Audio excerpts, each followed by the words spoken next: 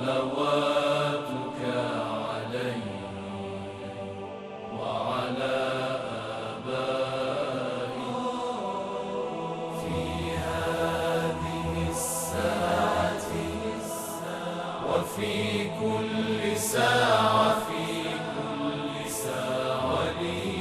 وليا وحافظا وقائدا وناصرا ودليلا وعينا حتى تسكنه أرضك طوعا وتمتعه فيها طويلا برحمتك يا أرحم الراحمين. اعوذ باللہ من الشیطان الرجیم. بسم اللہ الرحمن الرحیم. نحمدہ ونستعینہ ونصلی علی رسولہ الکریم واہل بیتہ الاطیبین الانجبین الاطہرین المعصومین المظلومین لا سیما علی بقیت اللہ فی الارضین بہم نتولی ومن اعدائہم نتبرأ الی اللہ. اما بعد یا ابا صالح المہدی ادرکنی. ہماری گفتگو امام زمان علیہ السلام کی معرفت کے حوالے سے جاری و ساری ہے، اور اس حقیقت سے ہم پردہ ہٹانے کی کوشش کر رہے ہیں کہ امام زمانہ اسم اعظم الہی ہیں، امام زمانہ کلمہ تامہ الہی ہیں، امام زمانہ مثل اعلیٰ الہی ہیں. میں نے عرض کیا آپ کی خدمت میں کہ دعا قبول ہے،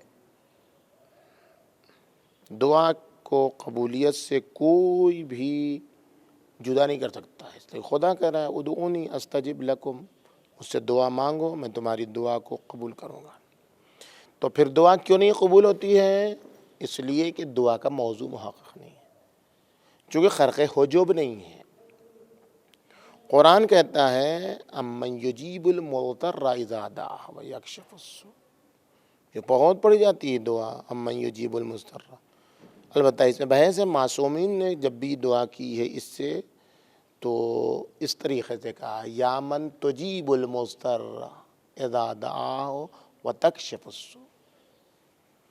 اس کے اوپر کبھی بحث ہوئی تو آپ کے سامنے کہیں گے کہ یہ جو رائج ہے طریقہ امن یجیب المضطر قرآن کی آیت پڑھنے کا مشکلات کے لیے، وہ صحیح ہے یا جو معصومین کی دعاؤں میں موجود ہے صحیفہ سجادیہ میں اور دیگر جگہوں پر کہ اس قرآن کی آیت کو معصوم نے اس طریقے سے پیش کیا یا من تجیب المضطر اذا دعا وتکشف السوء، یعنی امن یجیب کی جگہ پر یا من تجیب کر کے. اب یہ بحث کا یہ مقام نہیں ہے، یہ کبھی اس کے اوپر موقع ملا تو بحث ہوگی انشاءاللہ. اس آیت شریفہ میں صاف صاف اس حقیقت کی طرف اشارہ ہے کہ جب اضطرار ہوگا تب ہی خرق حجب ہوں گے. جب خرق حجب ہوں گے تو دعا محقق ہوگی، جب دعا محقق ہوگی تو استجابت ہوگی. جو حکم خدا کا ہے وہی حکم سبیل اعظم خدا کا ہے، وہی صراط خدا کا ہے.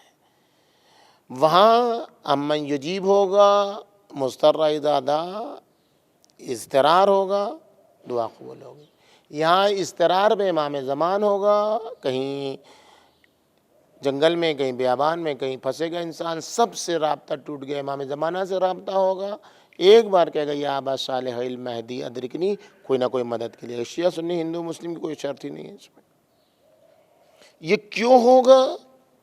یہ ایسا کیوں ہے کہ امام زمانہ کو پکارنا اللہ کو پکارنا ہے؟ یہ کیسے ہے؟ یہ کیسے ہے؟ یہ کیسے شرک نہیں ہے؟ یہ کیسے عین توحید ہے؟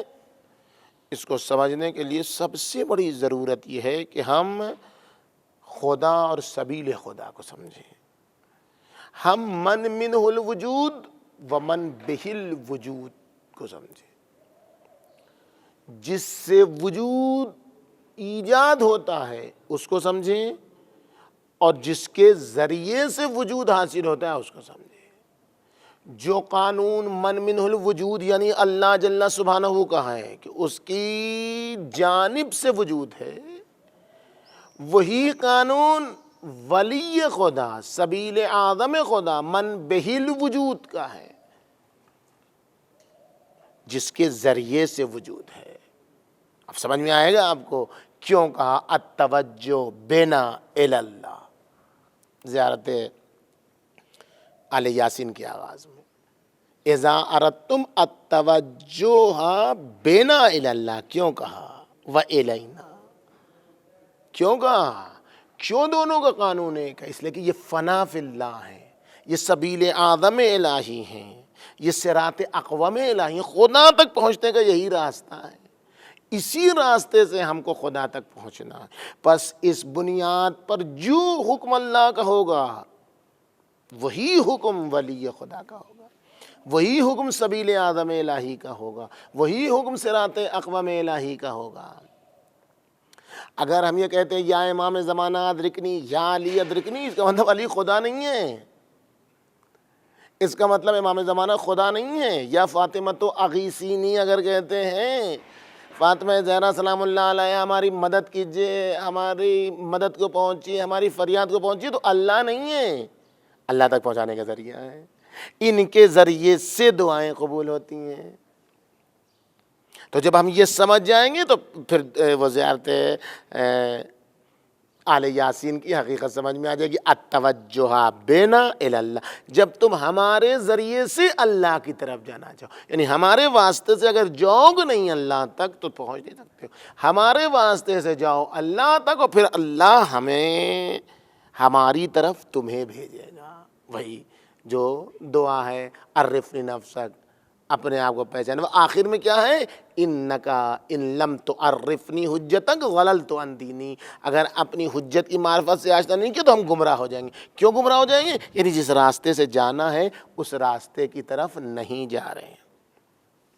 اب مستر کی چند قسمیں ہیں۔ مستر کیسا مستر چاہیے؟ کون مستر ہے جو خدا تک پہنچ سکتا ہے؟ کون مستر ہے جو امر الہی کا تعقل کر سکتا ہے؟ کون مستر ہے جو اولیاء الہی کی صف میں آ سکتا ہے؟ مستر ہونا پڑے گا۔ مستر ایک وقت انسان مقام کا مستر ہے، مستر ایک وقت انسان مال کا مستر ہے، ایک دم پیسہ نہیں ہے، روپیہ نہیں، فقیری ہے، مردار کھانے کی نوبت آ گئی ہے، دعا کرتے ہیں میرے اللہ مجھے اس حالت سے نجات دے۔ یہ ایک مستر ہے۔ ایک مستر ہے دنیا کا مستر ہے، میرے اللہ مال و دولت نہیں ہے، فقیری ہے، یہ دنیا سے چاہیے۔ ایک مستر ہے آخرت کا مستر ہے، جنت چاہیے، کوثر چاہیے، حور چاہیے، سلسبیل چاہیے، جنت عطا کر دے، یہ مستر ہے۔ جس چیز میں انسان مضطر ہوگا وہی چیز اس کی قبول ہوگی۔ مسترن لے جس کو ہم طلبگی کی زبان میں کہہ لیں، مال کے مستر ہیں، مال کی دعا قبول ہوگی۔ اولاد کے مستر ہیں، اولاد کی دعا قبول ہوگی۔ دنیا کے مستر ہیں، جس چیز کے مستر ہیں مسترن لے جو بھی ہوگا، جس چیز کی طرف بھی ہم مستر ہوں گے وہی اضطرار محقق ہوگا، وہی دعا قبول ہوگی۔ جنت کے مستر ہیں وہ مل جائے گی، لیکن کچھ لوگ ایسے ہیں بس کہاں پہنچنا، کون سا اضطرار حاصل کرنا ہے کہ وہ حاصل ہو، جو سب وہ مل جائے تو سب کچھ مل جائے، پھر وہ مل جائے تو کچھ بھی تلاش کرنے کی ضرورت نہیں ہے۔ اس مستر کو نہ دنیا کا اضطرار ہے، نہ مال کا اضطرار ہے، نہ اولاد کا اضطرار ہے، نہ ہی عقبہ کا اضطرار ہے، نہ ہی جنت کا اضطرار ہے، نہ ہی جنت کی نعمتوں کا اضطرار، کوئی اضطرار نہیں۔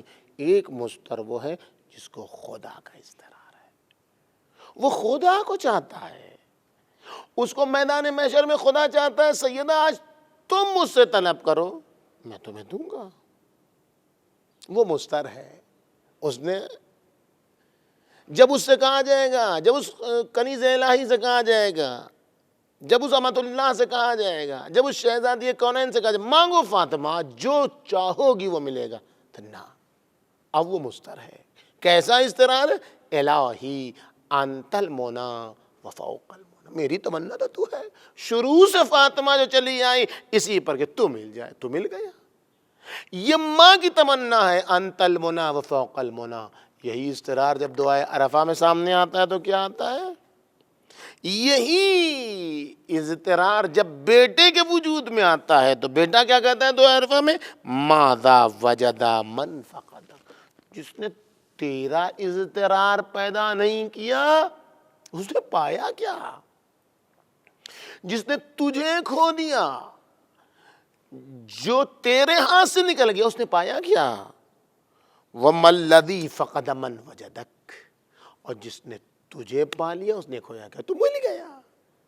تو کچھ لوگ وہ ہیں جن کا اضطرار خدا ہوتا ہے۔ جب انسان کا اضطرار خدا ہوتا ہے، جو استرار چاہے گا انسان، جو استرار پیدا کرے گا وہی استرار والی چیز اس کو ملے گی، مسترن لہ ملے گی۔ اگر ہمارا اضطرار امام زمان علیہ السلام ہو تو امام زمانہ میں مل جائیں گے۔ اگر ہمارے اضطرار میں اتنی کیپیسٹی نہیں ہوئی، اتنی صلاحیت نہیں ہوئی کہ ہم ظہور عمومی کا ماحول فراہم کر سکیں تو ہمارے لیے ظہور خصوصی ہو جائے گا۔ اتنا پھر کہاں سے ظہور خصوصی ہوگا ہمارا؟ کیسے ہوگا ہمارا ظہور خصوصی ہمارے لیے؟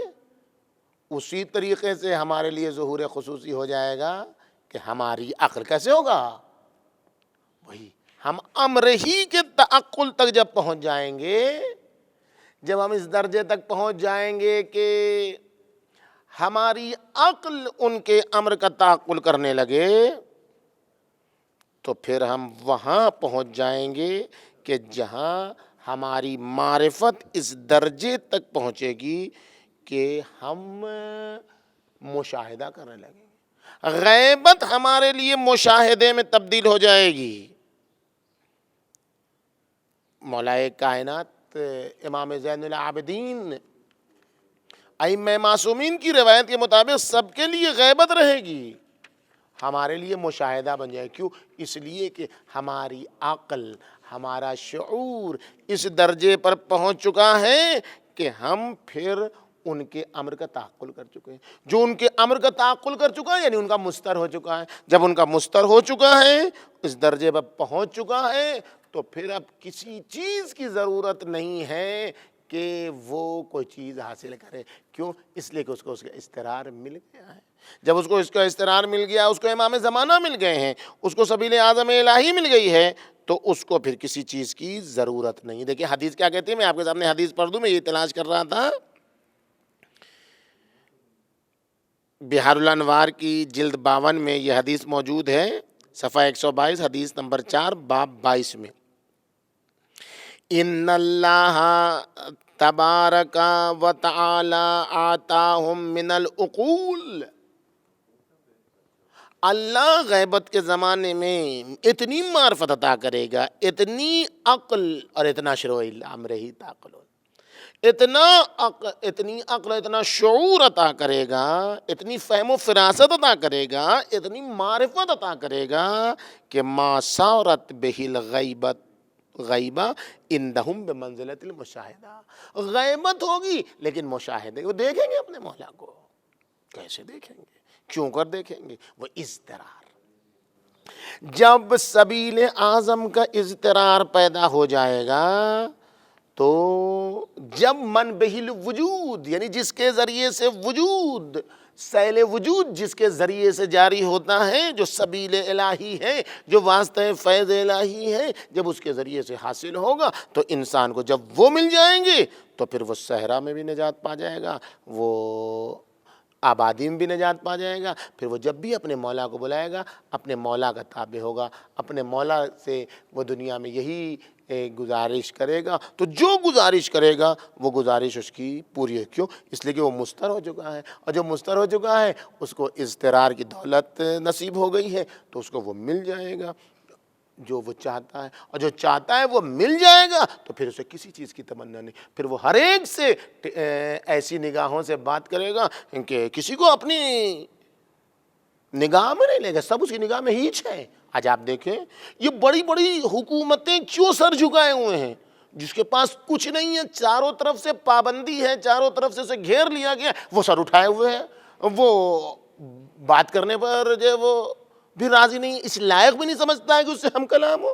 وہ اپنی داد و دہیج دینا چاہتا ہے تو اس کو واپس کر دیتا ہے, وہ اپنی دوائیں دینا چاہتا ہے تو اسے واپس. کیوں؟